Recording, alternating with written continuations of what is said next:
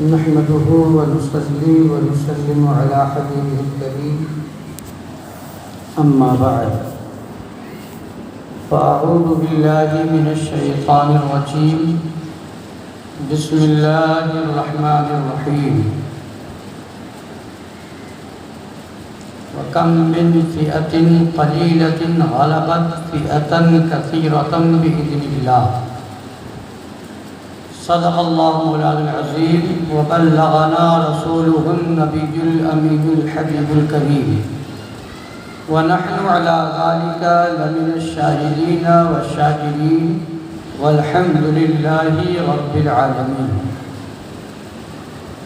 سنیم من نعرے اللہ اکبر میزنم دم زبو بکر عمر عثمان حیدر میزنم قادریم نعرے یا غوث اعظم میزنم دم ز شیخ احمد رضا خان قطب عالم میزنم رضویم من نعرے یا اعلی حضرت میزنم دم ز شیخ حشمت علی خان فرد عالم میزنم آئیے کچھ سننے اور سنانے سے پہلے ہم اور آپ مل کر اپنے آقا و مولا لمبے لمبے ہاتھوں سے بھیگ دینے والے سنہری جالیوں میں آرام فرمانے والے اندھیری قبر میں کام آنے والے مکان والے لا مکان والے عرب والے عجم والے شفاعتی لأہل الکبائر کا نغمہ جافزہ سنانے والے میدان محشر میں ہم گناہگاروں سیاہکاروں بدکاروں کو بخشوانے والے جہنم سے بچانے والے جنت میں لے جانے والے جام کوثر بھر بھر کے پلانے والے پل صراط سے گزرتے وقت ہم گناہگاروں کے لیے رب سلم کی صدائیں لگانے والے حضور احمد مجتبیٰ جناب محمد رسول اللہ ارواحنا فدا صلی اللہ تعالی علیہ وعلا آلہ وسلم کی بارگاہ عرش پناہ میں درود پاک کا نذرانِ محبت پیش کریں اللہم صلی علی سیدنا و نبینا و شفیعنا و حبیبنا و مولانا محمد معدن الجود والکرم و آلہ الکرام و ابنہ الکریم و امتہ الکریمۃ و بارک وسلم آج رمضان المبارک کی 17ویں رات ہے 17ویں شب ہے اور یہ 17 رمضان المبارک کی تاریخ جنگ بدر کی تاریخ ہے جس کی نسبت سے ہم اور آپ اس محفل میں شرکت کی سعادتیں حاصل کر رہے ہیں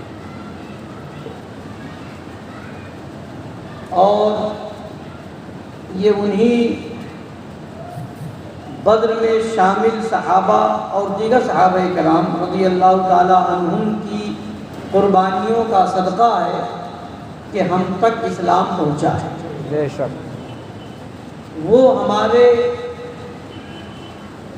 پہلے محسنوں میں سے ہیں اور ان کی قربانیاں بہت ہی بے مثال اور لاجواب قربانی اور اپنے محسنوں کے احسان کو بھول جانا یہ بہت بڑی محرومی ہے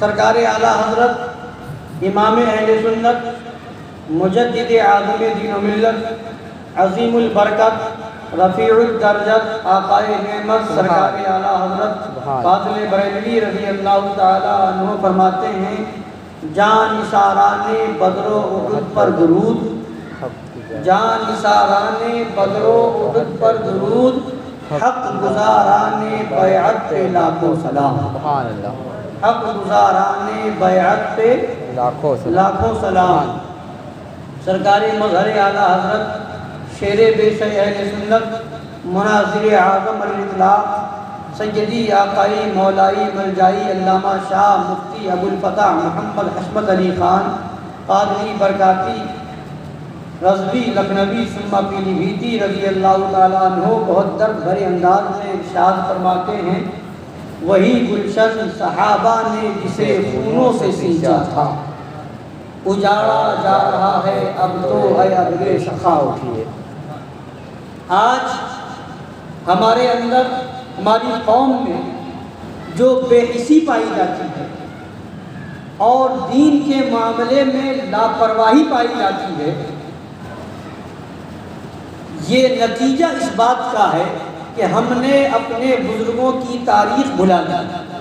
ہمیں صحابہ کی تاریخ نہیں معلوم، ہمیں جنگ بدر کی تاریخ نہیں یاد، ہمیں جنگ احد کا واقعہ نہیں یاد، ہمیں جنگ خیبر کا معرکہ نہیں یاد، ہمیں جنگ یرموک اور جنگ تبوک کے معاملات نہیں یاد۔ اس وجہ سے آج ہم بے حس ہوتے نظر آ رہے ہیں۔ ہم مسلمان گھر میں پیدا ہوئے، آنکھیں کھولی تو اللہ اکبر کی صدائیں کانوں میں آ رہی تھی، زبان میں بولنے کی طاقت آئی تو ماں باپ نے اللہ اللہ کہنا سکھایا، رسول اللہ کا نام پاک سکھایا، کلمہ پڑھنا سکھایا۔ ہم نے وہ تاریخ یاد نہ رکھی کہ اسلام کس طرح پریشانیاں جھیل کر کے پھیلا، صحابہ نے کتنی قربانیاں دی ہیں تو اسلام آگے بڑھا ہے۔ اسلام کی عظمت جاننے والے جنگ بدر والے صحابہ سے پوچھیں، اسلام کی عظمت سمجھنا ہو تو جنگ احد میں شریک ہونے والے صحابہ کی تاریخ پڑھیں، اسلام کی عظمت کو سمجھنا ہو تو جنگ خیبر میں شامل ہونے والے صحابہ کے واقعات کو پڑھیں، اسلام کی عظمت کو سمجھنا ہو تو بلال حبشی کی تاریخ کو پڑھیں، اسلام کی عظمت کو سمجھنا ہے تو حضرت عمار بن یاسر کی تاریخ کو پڑھیں، جنگ اور اسلام کی عظمت کو سمجھنا ہے تو حضرت خبیب کی تاریخ کو پڑھیں، اسلام کی عظمت کو سمجھنا ہے تو خالد بن ولید کی تاریخ کا مطالعہ کریں، تب معلوم ہوگا کہ اسلام کیسے پھیلا ہے، اسلام ہم تک کیسے آیا ہے، کتنی دشواریاں صحابہ کرام نے جھیلی ہے تو اسلام آگے بڑھا ہے، خونوں کا نذرانہ پیش کیا ہے تو اسلام آگے بڑھا ہے، اپنی اولاد کی قربانی کی ہے تو اسلام آگے بڑھا ہے،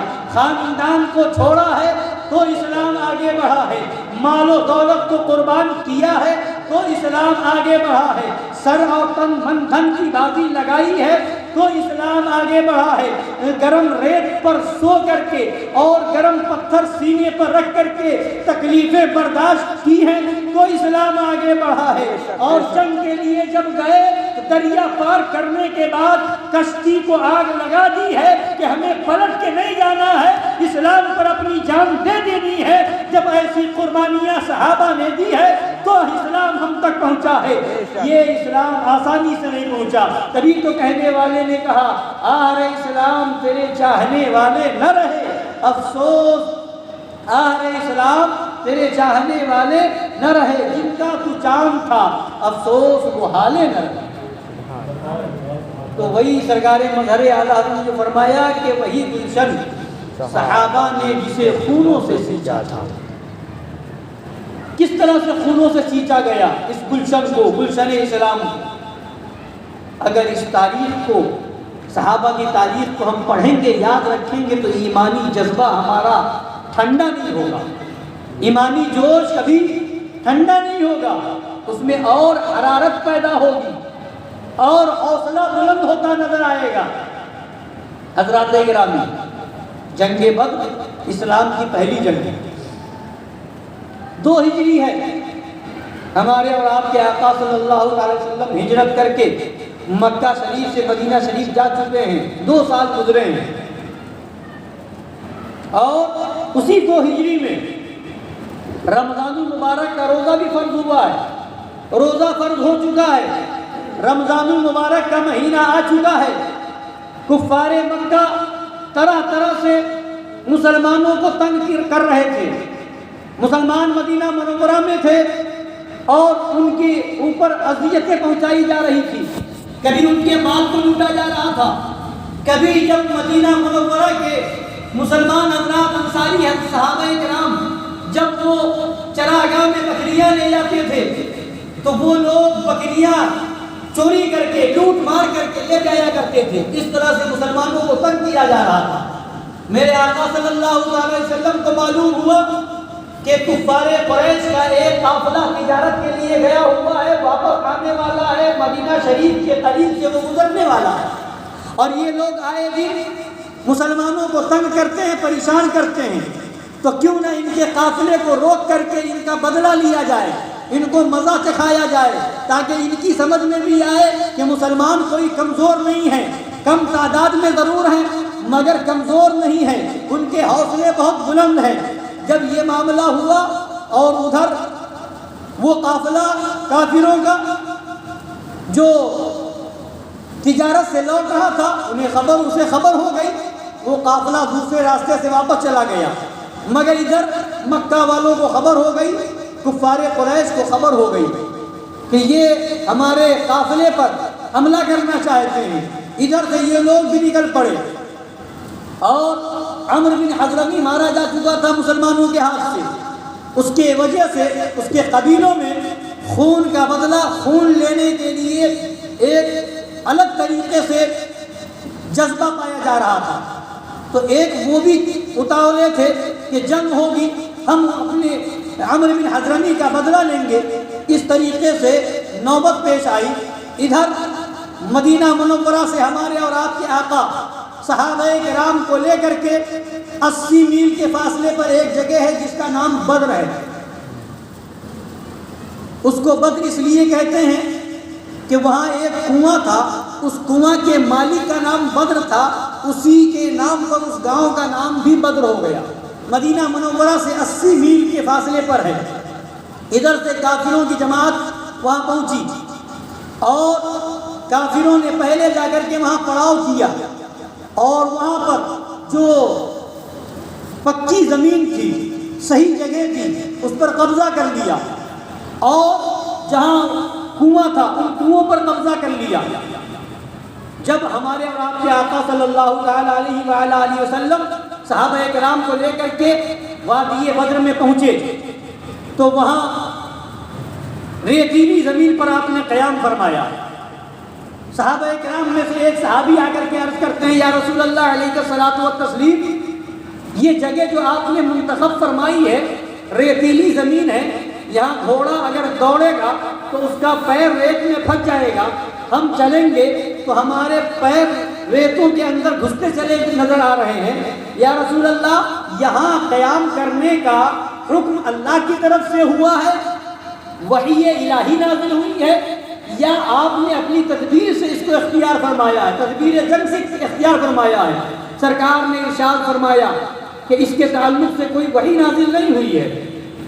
اس کے بعد انہوں نے عرض کیا، یا رسول اللہ، بہتر یہ ہوتا کہ ہم تھوڑا ہٹ کر کے قیام کرتے اور ایسی جگہ وہاں پانی کا جو چشمہ ہے وہاں قیام کرتے اور پانی کے چشمے پر قبضہ کر لیتے، جس چشمے سے ان کے کنووں میں پانی جا رہا ہے. جب ہمارا قبضہ ہو جائے گا تو ہم پانی پر قابل ہو جائیں گے، ان تک پانی جانے کو روک بھی دیں گے.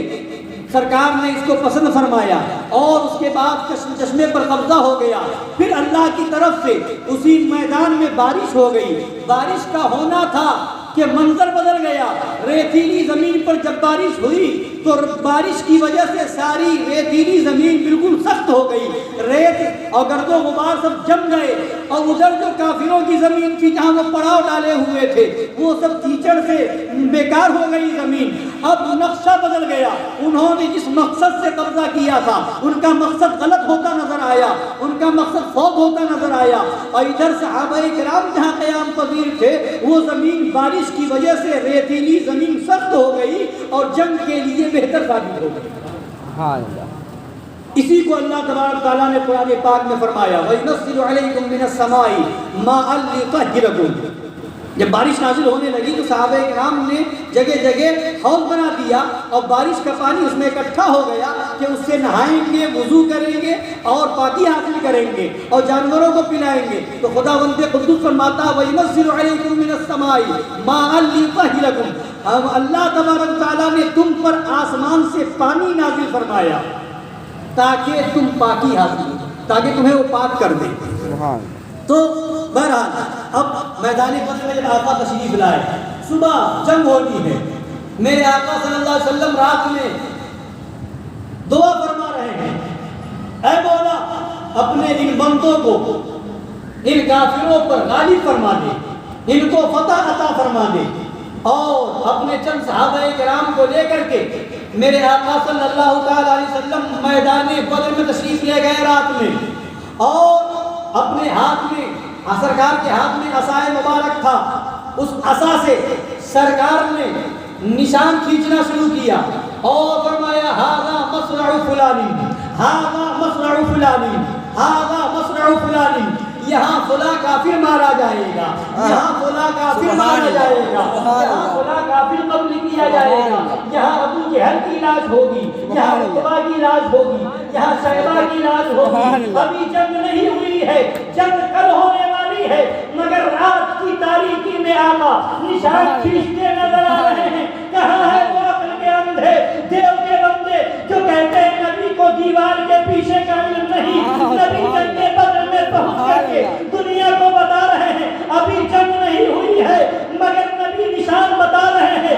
کہ ابو جہل کہاں مارا جائے گا، عتبہ کہاں مارا جائے گا، شیبہ کہاں مارا جائے گا، اور وہاں پر ہر ایک کی جگہ بتاتے چلے جا رہے ہیں، خبر دیتے چلے جا رہے ہیں۔ تبھی تو اعلیٰ حضرت امام اہل سنت مجدد اعظم دین و ملت ارشاد فرماتے ہیں اور کوئی غیب کیا تم سے نہا ہو بھلا، جب نہ خدا ہی چھپا تم پہ کرو درود۔ سبحان اللہ، سبحان اللہ، اللہ اکبر، نعرہ رسالت یا رسول اللہ، حیدری یا علی یا علی، مصطفیٰ کے نور عین یا حسن یا حسین، بہادی رابضی کا کر خاتمہ یا فاطمہ یا فاطمہ۔ سبحان اللہ سبحان اللہ۔ تو نشان کھینچ دیا میرے آقا صلی اللہ تعالی علیہ وسلم نے۔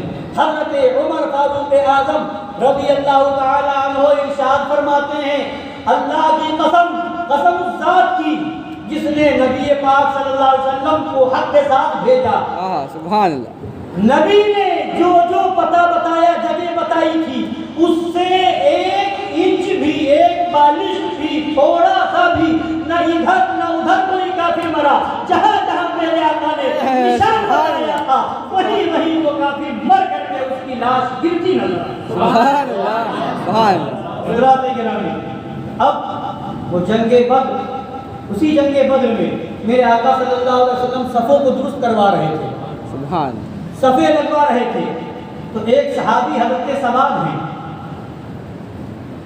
صفوں سے ان کا پیٹ تھوڑا باہر نکلا ہوا تھا۔ میرے آقا صلی اللہ علیہ وسلم نے اپنے عصا سے پیٹ پر لگایا اور فرمایا استوی سواد، اے سواد برابر کر لو، برابر کھڑے ہو جاؤ۔ اب صحابہ کرام موجود ہیں، جب صفیں درست ہو گئی تو حضرت سواد رضی اللہ تعالیٰ عنہ عرض کرتے ہیں یا رسول اللہ آپ نے میرے پیٹ پر اپنے عصا سے چھڑی سے مارا ہے، میں تو اس کا بدلہ دوں گا، میں تو اس کا قصاص لوں گا۔ اب صحابہ کرام کے اوپر ایک حیرت تاری ہے کہ یہ کیسے صحابی ہیں، نبی سے بدلہ لینے کی بات کرتے ہیں، یہ بدلہ لیں گے؟ نبی پاک صلی اللہ علیہ وسلم کے مبارک عصا سے ان کے پیٹ پر اگر لگ گیا تو یہ کہہ رہے میں بدلہ لوں گا۔ اب حیرت کے اندر سارے صحابہ موجود ہیں، یہ کیسا ماجرا ہے؟ مگر سرکار دو عالم صلی اللہ علیہ وسلم انصاف کا سبحان اللہ، اور عدل کا دنیا میں نظام قائم کرنے آئے تھے۔ سرکار فرماتے ہیں اے سواد یقیناً تم آؤ اور یہ چھڑی لو اور اپنا بدلہ لے لو۔ سبحان اللہ، وہ چھڑی ہاتھ میں لیتے ہیں صحابہ کرام اور تعجب میں، حیرت میں، یہ کیا معاملہ ہے، یہ کیسی ہمت اور جرأت سے کام لے رہے ہیں۔ اب جب یہ دیکھا تو وہ حضرت سواد کہتے ہیں یا رسول اللہ جب میرے پیٹ پر آپ نے چھڑی لگائی تھی تو میرا پیٹ کھلا ہوا تھا، تو آپ بھی اپنا پیراہن مبارک اٹھائیے، سرکار نے جیسے ہی اٹھایا حضرت ثواب نے بڑھ کر کے سرکار کے جسم پاک کو چوم لیا اور اس کے بعد لپٹ گئے۔ اور وہ سرکار نے جب یہ دیکھا تو وہ سرکار نے فرمایا اے ثواب یہ تم نے کیا تم تو بدلہ لینے کی بات کر رہے تھے۔ حضرت ثواب کہتے ہیں یا رسول اللہ میں میدان جنگ میں آیا ہوا ہوں اور مجھے لگتا ہے شاید میری موت آ جائے، میں شہید ہو جاؤں، تو میں نے سوچا مجھے بدلہ لینا نہیں تھا، میں نے یہ سوچا کہ میں اپنی شہادت سے پہلے موت سے پہلے اپنے بدن کو حضور کے بدن سے چمٹا دوں، حضور کے بدن سے مت ہو جائے تاکہ میرے اوپر مجھے یہ فضل حاصل ہو جائے کہ موت سے پہلے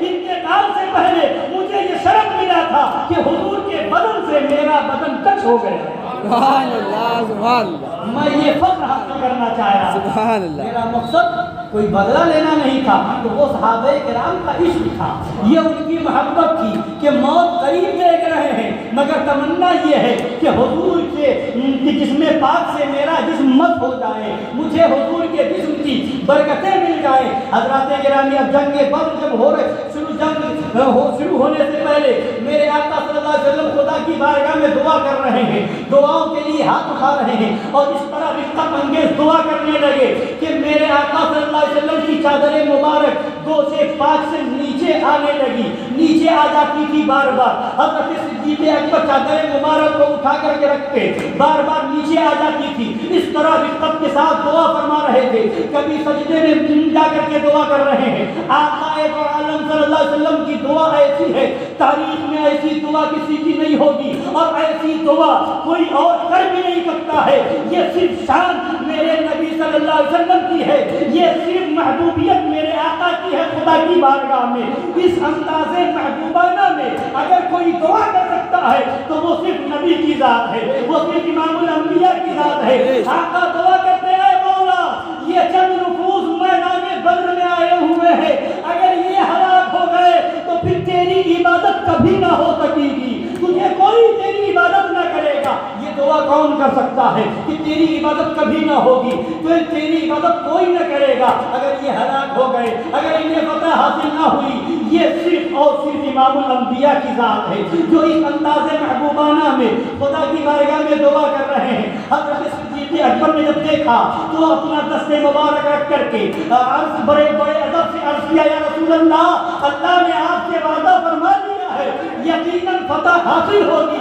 یا رسول اللہ یقیناً یہ کافر مغلوب ہوں گے، ہر مسلمان ان پر غالب آ جائیں گے۔ اللہ نے آپ سے وعدہ فرما لیا ہے، اللہ کا وعدہ سچا ہے اور اللہ کے آپ پیارے محبوب ہیں۔ جب یہ کہا تو نبی پاک صلی اللہ علیہ وسلم خاموش ہوئے اور پھر ارشاد فرمانا شروع کیا سیہزم الجمع ویولون الدبر، سیہزم الجمع ویولون الدبر، یعنی ان قریب کافروں کی جماعت مغلوب ہو جائے گی، یہ بھاگ جائیں گے اور پیٹ پھیر کر کے بھاگتے ہوئے نظر آ جائیں گے۔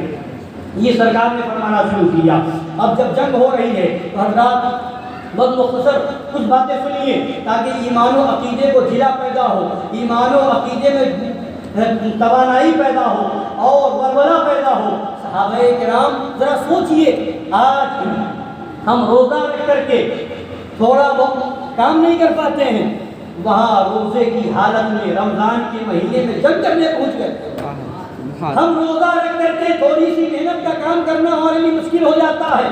دھوپ میں نکل کے کوئی کام کرنا چاہے تو لوگ کہتے ہیں کہ مجبوری ہے، یہ کام کے لیے نکلتے ہیں، گرمی کا زمانہ ہے، روزہ نہیں رکھ پائیں گے اس لیے ہم روزہ نہیں رکھتے ہیں۔ ذرا سی بات کو لے کر کے روزہ توڑ دیا کرتے ہیں، مگر دیکھو اسلام ہم تک کیسے آیا ہے۔ رمضان کا مہینہ ہے، بھوکے پیاسے ہیں، زیادہ کھانے پینے کا سامان بھی نہیں ہے، لڑنے کے لیے اسلحے بھی نہیں ہے اور روزے کی حالت میں ہے، دھوپ اور تپش کا عالم ہے، کھلا ہوا میدان ہے۔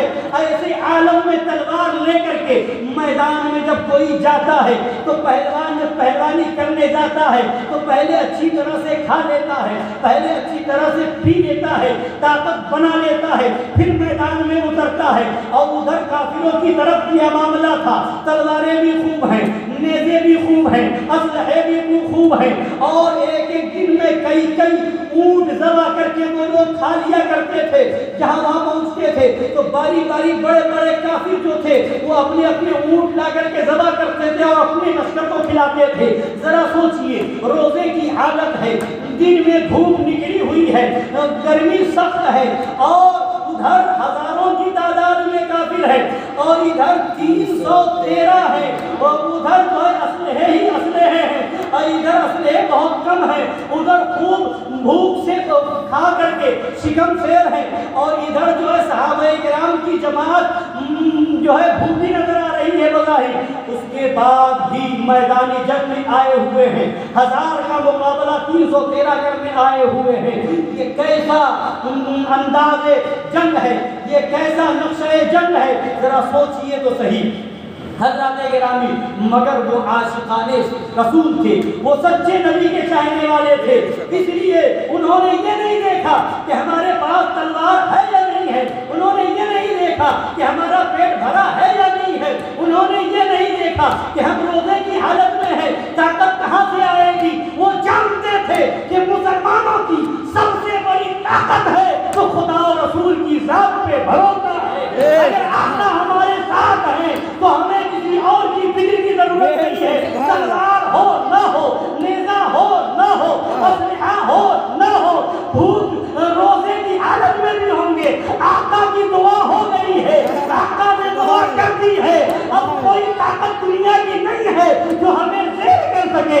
ہم لڑیں گے اپنی طاقت پہ نہیں، ہم لڑیں گے تلوار کی طاقت پہ نہیں، ہم لڑیں گے نیزوں کی طاقت پہ نہیں، ہم لڑیں گے تو نبی کی دعا کی طاقت پہ نہیں. سبحان اللہ، سبحان اللہ، تکبیر، اللہ اکبر، نعرہ رسالت، یا رسول اللہ، خدمت مصطفیٰ. اجابت کا صحرا، عنایت کا جوڑا، دلہن بن کے نکلی دعائے محمد صلی اللہ تعالی علیہ وعلا آلہ وسلم. تو اب صحابہ کرام جنگ ہو رہی ہے، روزے کی حالت میں ہے، ادھر 313 ہے، ادھر 1000 کی تعداد میں کافر ہیں، جنگ ہو رہی ہے. اب جب میدان جنگ کا معرکہ شروع ہوا تو ادھر سے عتبہ بن ربیعہ آیا، اپنے بھائی شیبہ بن ربیعہ کو لے کر کے اور اپنے بیٹے ولید بن عتبہ کو لے کر کے آگے بڑھا اور نبی پاک صلی اللہ علیہ وسلم کی طرف آواز لگائی کہ اپنی طرف سے مجاہدین کو، جنگ کرنے والوں کو میرے مقابلے میں بھیجیے. ادھر سرکار دو عالم صلی اللہ علیہ وسلم نے 3 انصاری صحابہ کو بھیجا، جن میں حضرت معاذ ہیں اور حضرت عبداللہ بن رواحہ ہیں.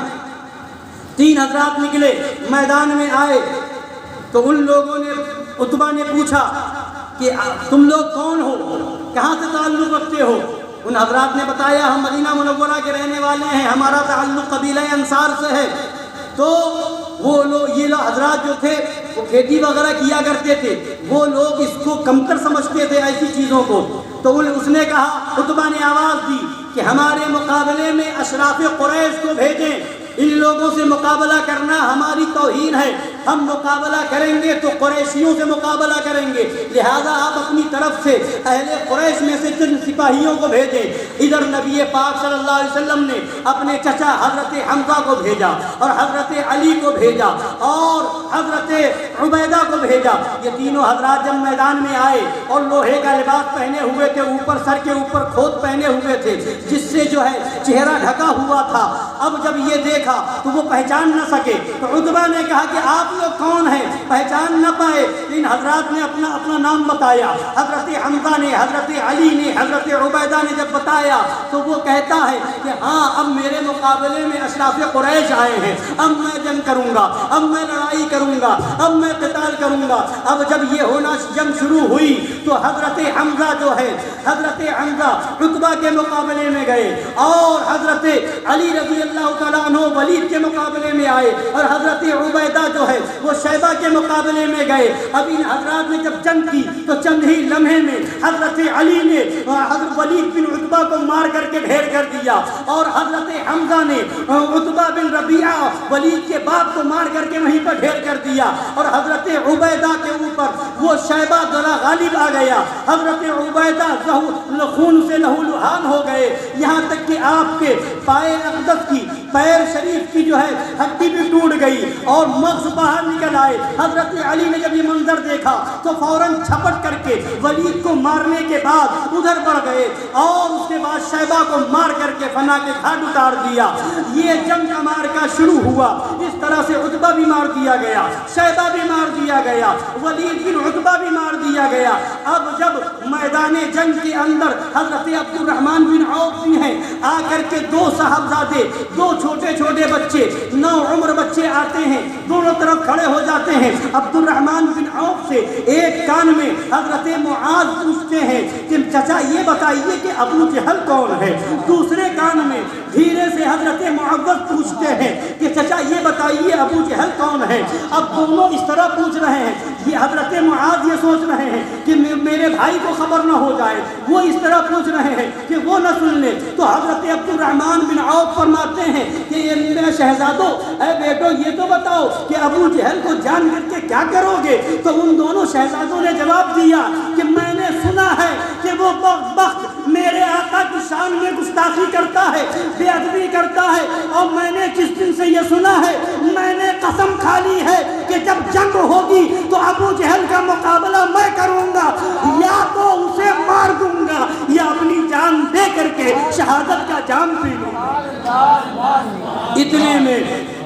اتنے میں ابو جہل دکھ گیا تو حضرت عبد الرحمن بن عوف نے اشارہ کیا کہ بیٹا وہ دیکھو، یہ جو دکھ رہا ہے وہی ابو جہل ہے۔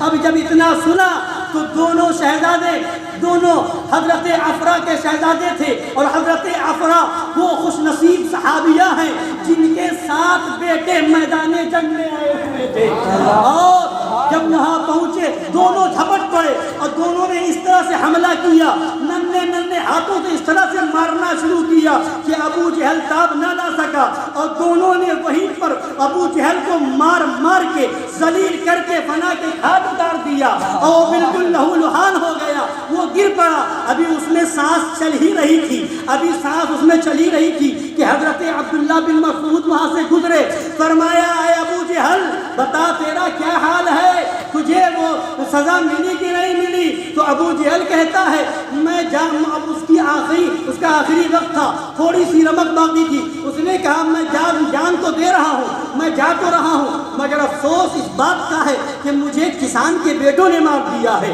اگر اتنا بڑا گھمنڈی اور مغرور تھا کہ وہ مرتے بھی کہہ رہا ہے کہ مجھے اگر قریش کے لوگوں نے مارا ہوتا تو مجھے افسوس نہ ہوتا، مجھے کسان کے بیٹوں نے مارا ہے اس لیے مجھے مرنے پر افسوس ہو رہا ہے۔ یہ اس طرح ذلیل ہو کر کے ابو جہل مارا گیا، اس طرح عتبہ بھی مارا گیا، شیبہ بھی مارا گیا۔ میدان جنگ میں 70 کافر، بڑے بڑے سردار کافروں کے مار دیے گئے، اور 70 لوگ سرداران قریش قید کر لیے گئے، اور مسلمانوں کی طرف سے صرف 14 صحابہ کرام شہید ہوئے، اور کافروں کی طرف سے 70 کافر موت کے گھاٹ اتار دیے گئے۔ اور اس کے بعد جو اور لوگ تھے وہ سب جب یہ منظر دیکھا کہ اچانک معاملہ یہ ہوا کہ صحابہ کرام لڑتے جا رہے ہیں، روزے کی حالت میں ہیں۔ بعض کافروں نے تو یہاں تک کہا کہ مسلمانوں سے جنگ کرنا ہو تو جب وہ روزہ رکھے تو جنگ نہ کرنا، اس لیے کہ روزہ رکھ کر کے ان کی طاقت بڑھ جایا کرتی۔ بعض کافروں نے یہ کہا کہ روزہ رکھ کر کے ان کی طاقت بڑھ جاتی۔ جب وہ روزہ رکھیں تو ان سے جنگ مت کرنا. اس طرح سے ان کے اوپر ہیبت طاری ہوئی. اور یہاں تک کہ خداوند قدوس نے مسلمانوں کی غیب سے تائید فرمائی اور 5000 فرشتوں کی جماعت کو جنگ بدر میں اتار دیا. تاریخ میں آتا ہے کہ ایسا بھی مرحلہ جنگ بدر کے اندر آیا, کبھی کسی کافر کا ہاتھ کٹتا جا رہا ہے اور کاٹنے والا دکھ نہیں رہا ہے, کسی کافر کی زبان ناک کٹ رہی ہے اور کاٹنے والا دکھ نہیں رہا ہے, حملہ ہو رہا ہے مگر حملہ کرنے والا دکھ نہیں رہا ہے. کئی کافروں کے چہرے پر تو کوڑے کے نشان پائے گئے, بدن کے اوپر کوڑے کے نشان پائے گئے. جنگ بدر میں جنگ میں کوڑا کون چلاتا ہے مگر یہ فرشتوں کی جماعت بھیج کر کے اللہ غیب سے تائید فرما رہا ہے. یعنی خداوند قدوس دنیا والوں کو بتا رہا ہے, اپنے ایمان والوں کو بتا رہا ہے, اے میرے نبی کے چاہنے والوں, اگر نبی کے سچے عاشق بن جاؤ گے تو خداوند قدوس فرشتوں کو بھیج کر کے تمہاری حمایت کرے گا,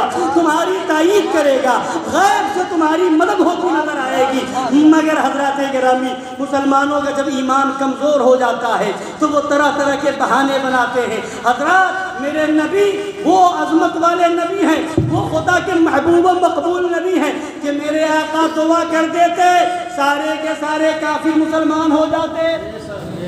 میرے آقا دعا کر دیتے جنگ کی ضرورت نہ پڑتی اور فتح ہو جاتی. دعا کر دیتے, وہ مقابلے میں آتے ہی واپس لوٹ جاتے, سامنے آنے کی ہمت نہ ہوتی.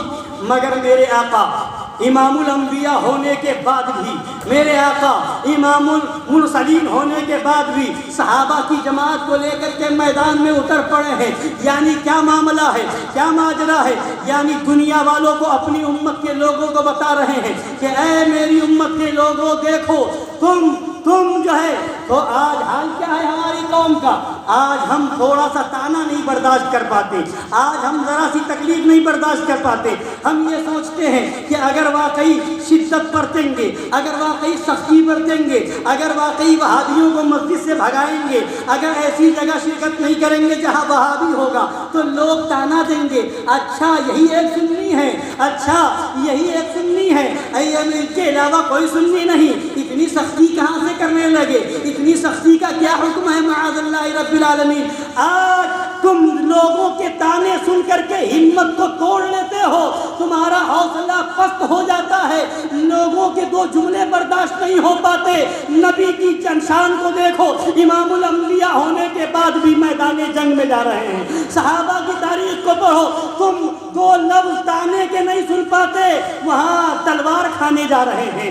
تم دو لفظ طنز کے نہیں سن پاتے, لوگ ایسا کہیں گے, لوگ ایسا کہیں گے, لوگوں کی ان باتوں کا جواب کیا ہوگا, لوگوں کی ان باتوں کا جواب کیا ہوگا, لوگ ایسا کہیں گے تو کیا جواب دیا جائے گا. لوگوں کی بات برداشت نہیں کر پا رہے ہو. صحابہ کرام تلوار برداشت کرنے جا رہے ہیں, نیزہ برداشت کرنے جا رہے ہیں, اپنی جان دینے جا رہے ہیں, اپنا خون دینے جا رہے ہیں, اپنی اولاد دینے جا رہے ہیں, اپنا خاندان دینے جا رہے ہیں, اپنا کنبہ شہید کرنے جا رہے ہیں. وہی گلشن صحابہ نے جسے خونوں سے سینچا تھا اجاڑا جا رہا ہے. اب تو اے ابرے سخا اٹھیے اور کہتے ہم صحابہ کے ماننے والے ہیں, ہم نبی کے عاشق ہیں. عاشق رسول تو وہ صحابہ کی جماعت تھی کہ جب باری آئی جان دے دی, جب باری آئی خاندان دے دیا, جب باری آئی خون بہا دیا, جب باری آئی تو اولاد کو دے دیا, جب باری آئی گھر کو چھوڑ دیا, جب باری آئی خاندان کو چھوڑ دیا, جب باری آئی شہر کو چھوڑ دیا. نہ جان کی فکر کی, نہ اولاد کی فکر کی, نہ بیوی کی فکر کی, نہ شہر کی فکر کی, نہ گھر کی فکر کی, نہ علاقے کی فکر کی. وہ کفن باندھ کر کے میدان میں نکلے. عاشق رسول وہ تھے جنہوں نے سب کچھ تو برداشت کیا, دنیا کو چھوڑنا تو گوارا کیا مگر نبی کا دامن چھوڑنا گوارا نہ کیا.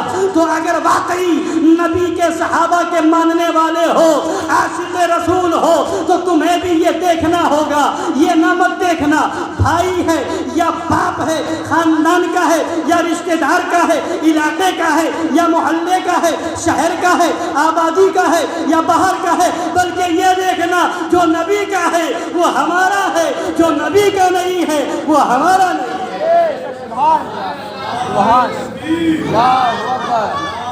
رسول اللہ. بتانے کا مطلب یہ ہے کہ آج بات کی جاتی ہے اسلام اخلاق سے پھیلا ہے، اسلام اخلاق سے پھیلا ہے، اسلام اخلاق سے پھیلا ہے۔ اخلاق کا مطلب تم نے کیا سمجھا؟ یقیناً اسلام اخلاق سے پھیلا ہے، اسلام اخلاق سے پھیلا ہے، مگر اخلاق کا مطلب سمجھا کیا تم نے؟ کیا کسی سے دانت دکھا کر کے بات کر لینا یہی اخلاق ہے؟ مسکرا کر کے بات کر لینا اسی کا نام اخلاق ہے؟ اخلاق کیا ہے؟ اخلاق سمجھنا ہے تو نبی کی بارگاہ میں چلو، اخلاق سمجھنا ہے تو صحابہ سے پوچھو۔ نبی کے صحابہ کا اخلاق قرآن نے بتایا ہے، اشداء علی الکفار رحماء بینہم۔ اخلاق تو اسی کا نام ہے کہ آپس میں رہو تو رحم دل رہو، اور جب کافر سامنے آ جائے تو سخت ہو جاؤ، یہی تو اخلاق ہے۔ تم نے اخلاق کا مطلب بدل دیا ہے، تم نے اخلاق کے مفہوم کو بدل دیا ہے، تم نے اخلاق کو سمجھا ہی نہیں۔ تم یہ سمجھتے ہو ہر ایک سے ہنس کے بات کرو یہی اخلاق ہے، تم یہ سمجھتے ہو ہر ایک سے مسکرا کے بات کرو یہی اخلاق ہے، تم یہ سمجھتے ہو ہر ایک کو بلا لو یہی اخلاق نہیں۔ اخلاق یہ ہے جو نبی کا ہے اسے گھر میں بٹھاؤ، یہ اخلاق ہے، اور جو نبی کا دشمن و غدار ہے لات مار دو، یہ بھی اخلاق ہے۔ جہاں وہ اخلاق ہے وہاں یہ اخلاق۔ کیا تم نبی سے زیادہ اخلاق جانتے ہو؟ کیا صحابہ سے زیادہ اخلاق جانتے ہو؟ کیا اگر جنگ کرنا، کافروں پر سختی کرنا، شدت کرنا اگر اخلاق کے خلاف ہے تو مجھے بتاؤ، جنگ بدر کیا اخلاق کے خلاف ہو رہی تھی؟ جنگ احد اخلاق کے خلاف ہو رہی تھی؟ نبی خود تلوار دے رہے ہیں، کیا یہ اخلاق کے خلاف تھا؟ نبی خود تیر دے رہے ہیں، کیا یہ اخلاق کے خلاف تھا؟ نبی خود نیزہ تھما رہے ہیں، کیا یہ اخلاق کے خلاف تھا؟ نبی خود جنگ کی تیاری کرا رہے ہیں، کیا یہ اخلاق کے خلاف تھا؟ نبی صف بندی کروا رہے ہیں، کیا یہ اخلاق کے خلاف تھا؟ نبی کافروں کو کٹوا رہے ہیں، کیا یہ جنگ یہ اخلاق کے خلاف تھا؟ نبی حملہ کروا رہے ہیں، کیا یہ اخلاق کے خلاف تھا؟ نبی شہادت کے اوپر لوگوں کو جوش اور ولولہ دلا رہے ہیں، کیا یہ اخلاق کے خلاف تھا؟ کیا اگر کافروں کو مارنا، کافروں پر سختی کرنا یہ اخلاق کے خلاف ہے تو کیا کہو گے؟ کیا نبی نے اخلاق کے خلاف کیا ہے؟ نہیں۔ اخلاق کو سمجھنا ہے تو نبی کی بارگاہ سے سمجھو۔ نبی بتا رہے ہیں کہ جب اپنا کوئی یہ کہے کہ مجھے عصا لگ گیا ہے، چھڑی لگ گئی ہے، بدلہ لوں گا، تو وہاں پر بھی پیش کر دو، یہ اپنے لیے اپنوں میں یہ اخلاق ہے۔ اور جب کافر مقابلے میں آئے تو صحابہ کرام کو تلوار تھما دو، کافروں کے سامنے یہ اخلاق، یہ ہے اخلاق۔ جیسے اپنوں میں نرم دلی اور رحم دلی اخلاق ہے، اپنوں سے بدتمیزی سے اور سختی سے پیش آنا اخلاق کے خلاف ہے، ویسے ہی دشمنان رسول وہابیوں دیوبندیوں سے ہنس کر کے بات کرنا اخلاق کے خلاف ہے۔ وہ اخلاق نہیں ہے جس کو تم نے اخلاق سمجھا ہے، وہ اخلاق کے خلاف ہے۔ اخلاق سمجھنا ہے تو صدیق اکبر سے سمجھو، اخلاق سمجھنا ہے تو فاروق اعظم سے سمجھو، اخلاق سمجھنا ہے تو عثمان غنی سے سمجھو، اخلاق کو سمجھنا ہے تو مولا علی سے سمجھو۔ صحابہ کرام کی تاریخ پڑھو تو پتہ یہ چلے گا، انہوں نے نبی کے دشمن کو اپنا دشمن سمجھا، نبی کے دوست کو اپنا دوست سمجھا، نبی کے جانثار کو اپنا سمجھا، اور نبی کے غدار کو اپنا پرایا سمجھا۔ یہ صحابہ کرام کا مشن تھا۔ لہذا صحابہ کرام اس طرح سے جنگ کے میدان میں جا کر کے جان کی بازی لگا رہے ہیں۔ آج ہم لوگ بہکاتے ہیں، گمراہ کرتے ہیں، ہم بہت کم ہیں، ہم تھوڑی تعداد میں ہیں، ایسے ہیں ویسے ہیں، ایسا ہو جائے گا ویسا ہو جائے گا۔ ارے اللہ فرماتا ہے قرآن پاک میں وَكَمْ مِنْ فِئَةٍ قَلِيلَةٍ غَلَبَتْ فِئَةً كَثِيرَةً بِإِذْنِ اللَّهِ۔ بہت مرتبہ ایسا ہوتا ہے کہ چھوٹی جماعت کو اللہ تعالیٰ بڑی جماعت پر غالب فرما دیتا ہے، چھوٹی جماعت کو بڑی جماعت پر غلبہ عطا فرما دیتا ہے۔ یہ تو اللہ کا وعدہ ہے، اللہ جسے چاہے گا وہ غلبہ حاصل کر لے گا، جسے چاہے گا وہ مغلوب ہو جائے گا۔ لہذا اگر چاہتے ہو غالب ہو جاؤ، اگر چاہتے ہو دنیا تمہیں نیچا نہ دکھا سکے تو سچے مومن بن جاؤ، سچے عاشق رسول بن جاؤ۔ خدا فرماتا ہے وَأَنْتُمُ الْأَعْلَوْنَ إِن كُنتُم مُّؤْمِنِينَ، تم ہی بلند ہو، غالب ہو اگر تم مومن ہو، عاشق رسول ہو، اگر نبی کے چاہنے والے ہو۔ صحابہ کرام جس میدان میں چلے گئے، کافروں پر حملہ کیا، غالب آتے نظر آئے، فتح پاتے نظر آئے، کیا وجہ تھی؟ خالد بن ولید چلے جا رہے ہیں، کوئی ان کو مغلوب نہیں کر پاتا۔ مولا علی چلے جا رہے ہیں، خیبر کے دروازے کو اکھاڑ کر کے پھینکتے نظر آ رہے ہیں، اور حضرت بلال حبشی جا رہے ہیں تو غلبہ ہوتا نظر آ رہا ہے، اور حضرت قاسم چلے جا رہے ہیں، غلبہ ہو رہا ہے۔ صحابہ کی جماعت جا رہی ہے، کافر بھاگتے نظر آ رہے ہیں۔ جس میدان میں چلے گئے وہاں کافروں کو کافر بڑی تعداد میں ہو، مگر صحابہ کرام غلبہ پا رہے۔ وجہ کیا ہے؟ وجہ یہ ہے کہ وہ سچے عاشق رسول تھے۔ ہماری سب سے بڑی طاقت عشق رسول کی طاقت ہے۔ صحابہ کی تاریخ پڑھو، قسم خدا کی، وہ صحابہ کرام جنہوں نے سب کچھ قربان کر دیا تھا، تو ان کی قربانی کا صدقہ ہے آج ہمیں یاد نہیں تاریخ، ہم نے پڑھا نہیں تاریخ کو۔ ہم جو ہے آج جنگ بدر کی تاریخ ہے، لوگوں کو پتہ نہیں ہے۔ ارے قسم خدا کی، انہوں نے تو اپنا خون دے دیا، اپنی جان دے دی، اپنا سر کٹا دیا۔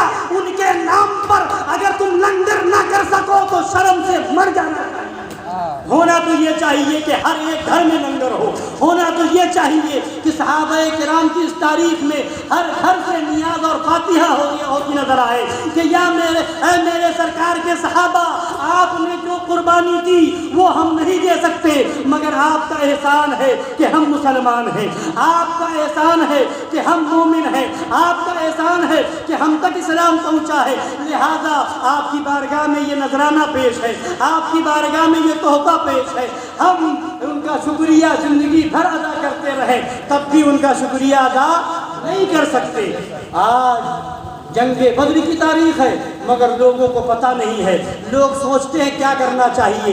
ارے اس دن میں اور صحابہ کرام کے نام پر، شہدائے بدر کے نام پر جتنا بھی لٹا دو، قسم خدا کی وہ کم ہے، اور جتنا لٹاؤ گے اللہ تعالیٰ اتنا ہی زیادہ تمہیں عطا فرمائے گا۔ لہذا اپنا مزاج بنائیں کہ ایسی تاریخوں میں، اور ایک ہونا یہ چاہیے، مسلمان آج ہر جگہ ذلیل کیوں ہو رہا ہے؟ بزرگوں کی تاریخ بھول گئے، صحابہ کی تاریخ بھول گئے۔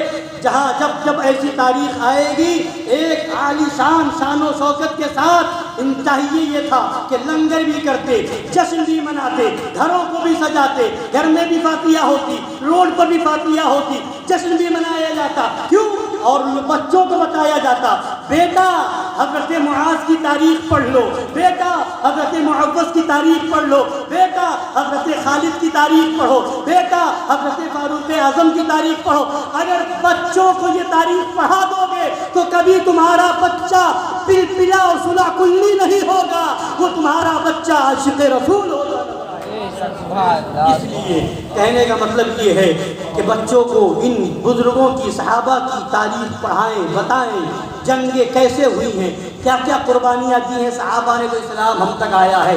جب تک یہ تاریخیں ہم یاد رکھیں گے ہمارا حوصلہ بلند رہے گا اور ہم کامیاب و کامران ہو کے نظر آئیں گے۔ اور جہاں یہ تاریخ بلاتے نظر آئیں گے لوگوں کو اس میں دلچسپی نہیں ہوتی۔